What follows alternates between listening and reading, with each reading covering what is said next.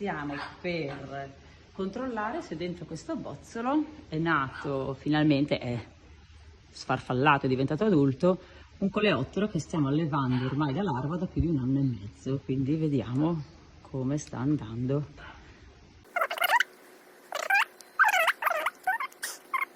È bellissimo. Dimmi che sei... Sì, adesso dobbiamo scoprire se è maschio o femmina. Se avrà un cornetto sulla fronte sarà maschio, altrimenti sarà una femminuccia. Che emozione!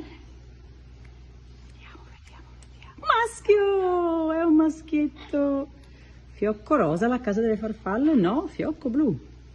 Ah, che bel cornetto! È un cornetto stupendo anche. Questa è una mecinorina torquata, un coleottero africano.